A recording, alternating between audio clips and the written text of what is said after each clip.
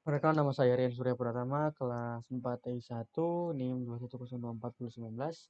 Jadi di video kali ini saya akan membahas tentang bagaimana cara membuat perpustakaan dan juga halaman login untuk masuk ke website di perpustakaan. Oke, yang pertama itu kita membuat dulu yang namanya login PHP. Nah, karena di sini login PHP saya buat dari Bootstrap dan tinggal mengkoneksikan dengan yang ada di indeks PHP dengan eh, cek login. Jadi di sini yang perlu kita harus ganti karena ini login yang saya ambil dari Bootstrap sebagai pihak sebagai mempercantik halaman tampilan login saja. Jadi saya mengambil dari Bootstrap. Nah, untuk yang di Bootstrap sini kita hanya mengganti yang name-nya yang dari user menjadi dari username menjadi user, dan untuk yang password menjadi pas. Jadi yang untuk name itu diganti jadi seperti ini yang sesuai dengan di cek login, karena di sini dolar pas insert post dalam dalam kurung itu pas, begitu juga dengan user. Nah, jadi kita harus mensamakan dengan yang di sini. Karena di sini akan membaca cek login PHP yang terkonek itu langsung ke database kita. Nah, untuk yang berikut kita, karena di sini tadi hanya saya mengambil dari Bootstrap itu untuk button untuk login itu hanya bertuliskan kelas baru login. Nah, di sini saya membuat juga itu, saya menambahkan itu name submit yang dimana itu berguna sebagai ketika kita mengklik login itu akan membaca langsung ke cek login. Nah, itu juga terkoneksi ke cek login sini.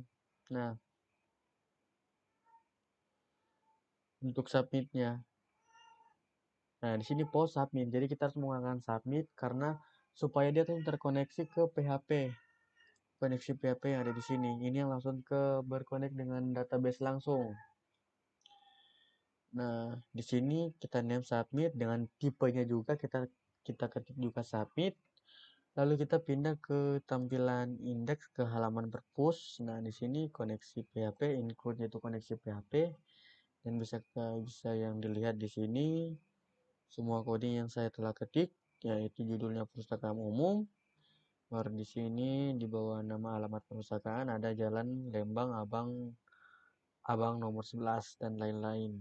Nah, untuk yang di bagian pinggir pada web saya, di situ ada pilihan seperti beranda, entry data dan transaksi, data anggota, data buku, dan transaksi pinjam. Nah, contohnya dia seperti ini.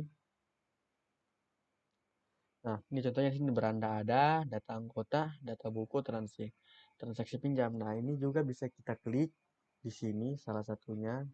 Saya ke data anggota, baru kita ke beranda. Nah, itu semua itu akan terkoneksi semua. Nah, kita balik ke topik tadi. Nah, di sini juga menggunakan target blank yang dimana menggunakan huruf yang berfungsi itu mengkonekkan script atau coding yang di sini dengan coding yang di file lain. Hanya menuliskan nama filenya saja, kita bisa terhubung dengan file yang lain tersebut. Nah, untuk yang style login ini di sini ada body height 100, background image, URL image dan JPG. Untuk background size, cover, background position, center supaya background position itu di tengah-tengah, dan no report. Untuk container sini 20 yang padding 20 pixel dengan 25 pixel dan wide 300 pixel. Dan kontainer selanjutnya juga saya buat seperti ini. Kita masuk ke style CSS yang ada pada perpustakaan. Nah, untuk logo perpustakaan itu sendiri, dia menggunakan float, yaitu left dan width 6%, height 80%, dan padding 8%. Itu untuk logo perpustakaan yang kontainer. Nah, untuk logo perpustakaan, kita gunakan width 80 pixel, height 80 pixel juga, untuk border 2 pixel, solid, dan warna itu putih. Nah, dengan kode EPPF.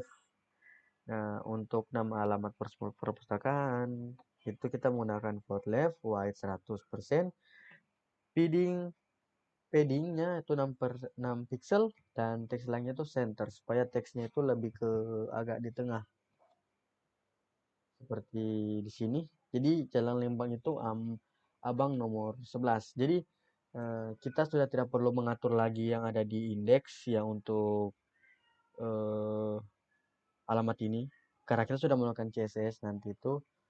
Nah, jadi kita tidak perlu lagi mengatur di sini bilang harus menambahkan setter atau menambahkan eh, apa saja yang di pinggir sini nantinya. Nah, itu kita tidak perlu karena kita sudah melakukan di style CSS ini. Sebenarnya style CSS itu juga mempermudah kita untuk, bukan mempermudah, hanya membuat script itu lebih pendek dan rapi di script yang di indeks ini. Jadi style CSS-nya dibikin di file sendiri yang berfungsi itu memang, dan nanti indeks PHP itu terkonek langsung dengan style CSS-nya. Nah, ini header 2 yang kalau warna backgroundnya itu warna coklat. Ini juga bisa kalian pilih secara langsung begini, bisa juga hanya mengetikkan kode yang ada berada di Google. Itu sangat banyak di Google contoh-contoh kodenya. Dan ini untuk sidebarnya yang ada berada di sebelah kiri, itu sidebar. Nah ini, nah yang seperti di sini ada sidebarnya. Bar itu ini yang disebut sidebar. Nah sidebar di sini karena untuk detailing dia menggunakan warna warna hitam. Warna hitam seperti ini tulisannya warna hitam. Dia kan jadi warna hitam tulisannya. Dan untuk yang background dari sidebar itu sendiri warna abu-abu. Nah, sama persis kayak di sini warna abu-abu.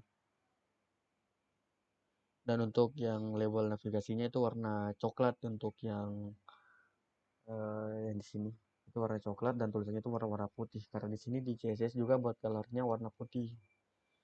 Nah, kalau tidak menggunakan CSS, maksudnya CSS-nya tidak boleh di file sendiri, coding di sini akan kelihatan berantakan dan akan sangat panjang. Mungkin bisa saja lebih dari 70 baris, mungkin akan jadi 100 baris ke berapa. Soalnya yang di file CSS-nya saja itu sudah ada sampai di halaman di baris ke, maksudnya sorry, di baris sampai ke baris 202, sorry, 202. Apalagi jika ditambahkan ke di sini, jadi sekitaran ada 279 baris yang akan terjadi nanti. Jadi itu memperpendek coding juga dan memperapi di mana struktur coding yang kita buat nanti. Nah, untuk login ke PHP itu, karena ini sudah kita buat juga kita mengambil dari Bootstrap, jadi saya tinggal hanya mengkoneksikan saja dengan ke database saya, ke cek login saya. Jadi kita bisa coba dulu. Nah, karena di sini kita coba di sini dulu. Nah, ini jika kan saya sudah membuat untuk yang lokal hostnya di YouTube PHP MyAdmin, saya sudah tambahkan itu nama adminnya Rian, username-nya Rian, passwordnya juga Rian, untuk login ke perpustakaan nanti di sini. Di sini.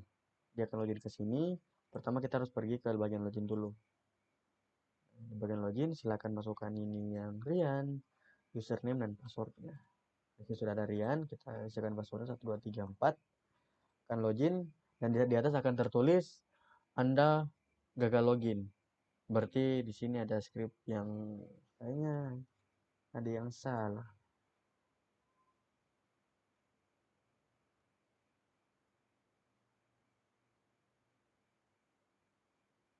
Oke, kita coba lagi. Kita coba login. Nah, di sini kita tertulis Anda berhasil login. Nah, untuk tulisan ini itu ada di script di bagian cek login kalau tidak salah ya. Nah, di bagian cek login yang itu di bagian echo. Jadi ketika Anda gagal login, seperti tulisan tadi, Anda gagal login karena dari sini asalnya. Anda gagal login, kata tulis jika username dan password yang kalian masukkan itu salah. Karena di sini menggunakan if else, yang dimana Jika terbaca itu data itu salah, dia akan langsung masuk ke else, yang dimana itu akan keluar kata-kata Anda gagal login, dan untuk yang jika Anda berhasil login itu masuk ke if. Nah, contohnya sini Anda berhasil login. Nah, kita tinggal oke saja, otomatis akan langsung masuk ke perpustakaannya. Nah, kalau misalnya password atau username kalian salah, itu kalian tidak akan balik ke halaman yang kosong, karena saya sudah membuatnya supaya kembali lagi ke halaman login ini. Jadi contoh seperti ini, Anda gagal login. Jadi kita tinggal oke lagi. Kalau yang sebelumnya saya buat itu, ketika saya mengklik oke, kita akan tinggal di halaman yang putih ini saja. Tapi ketika saya tulis oke, dia akan kembali ke halaman login tadi. Nah, itu kita menggunakan di sini include. Di sini kita panggil include login PHP, yang dimana jika perintah else yang berisi Anda gagal login itu terbaca scriptnya, dia akan otomatis menuju ke login PHP. Jadi dia tidak akan menetap di file yang putih tadi. Contohnya seperti ini. Jika kita hapus ini include login, kita Ctrl S, kita login lagi. Kita buat passwordnya salah dulu ya. Nah, ini terus Anda akan login. Ketika saya oke, dia akan tetap tinggal di sini, tidak akan kembali ke halaman login di sini. Di sini dia kan tidak akan kembali. Ketika saya tidak menggunakan include tadi. Jika saya menggunakan include tadi, include login PHP, dia akan otomatis jika password atau username-nya salah, login Anda gagal login, saya klik OK, itu langsung otomatis akan kembali ke akun login saya, ke di bagian akun halaman login, sorry. Ya mungkin hanya segitu untuk presentasi pembuatan perpustakaan saya. Sekian, terima kasih.